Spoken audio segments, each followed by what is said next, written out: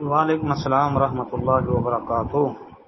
محترم بھائی نے یہ ایک روایت بھیجی ہے ابو ہریرہ رضی اللہ تعالیٰ عنہ، مسند احمد اور سلسلہ سیاح وغیرہ کا حوالہ اس میں دیا ہوا ہے نا، وہ والی سبق المفردون قالوا یا رسول اللہ، یہ والی کہ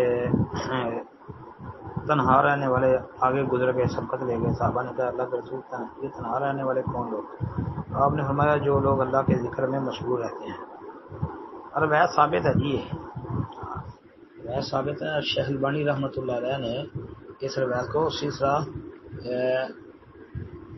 سیاح میں جہاں ذکر کیا نا، آپ وہ مقام ذرا پڑھے، شیخ صاحب نے بڑی خوبصورت اس پر بحث کی ہے، بہت خوبصورت تبصرہ فرمایا شیخ نے، اور تفصیل جو ہے نا وہ انہوں نے ذکر کر دیا ہے۔ تو بھائی ہماری تحقیق میں یہ روایت ٹھیک ہے۔ اس کی جو سند ترمذی میں آتی ہے نا، بس وہ صحیح نہیں ہے، اس میں راوی ہے عمر بن راشد الیمامی، وہ روایت جو ہے نا عمر بن راشد الیمامی کی وجہ سے ترمذی والی وہ ضعیف ہے۔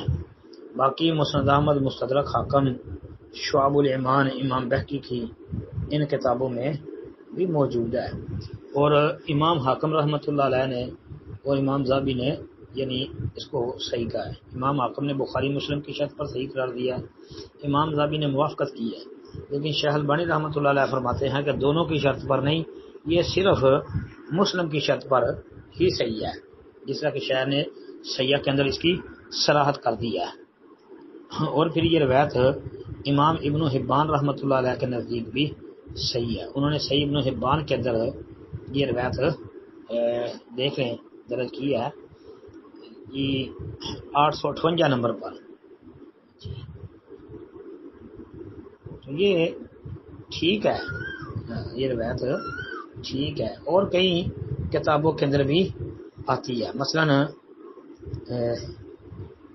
مسند احمد کے اندر بھی دیکھیں، اسی طرح جس طرح صحیح ابن حبان ہے، تو بھائی یہ تو انشاءاللہ صحیح ہے۔ پھر عام جو چھوٹی چھوٹی ذکر و اذکار والی کتابیں ہیں ان کے اندر بھی اہل علم نے اس کو درج کر رکھا ہے۔ پھر یہ روایت جو ہے نا صحیح مسلم کے اندر بھی آپ کو مل جائے گی، صحیح مسلم کے اندر 2676 نمبر پر یہ حدیث ہے، اس میں یہ الفاظ ہیں، ابو ہریرہ رضی اللہ تعالی عنہ وہ حدیث کے راوی ہیں، بیان کرتے ہیں کہ کان رسول اللہ صلی اللہ علیہ وسلم یسیر فی طریق مکہ فمر علی جبل یقال له جمدان فقال سیروا هذا جمدان سبق المفردون قالوا وما المفردون یا رسول اللہ قال الذاکرون اللہ کثیرا والذاکرات۔ یہ الفاظ صحیح مسلم کے اندر بھی موجود ہے 2676 نمبر، لہذا روایت ثابت ہے۔ السلام علیکم ورحمۃ اللہ۔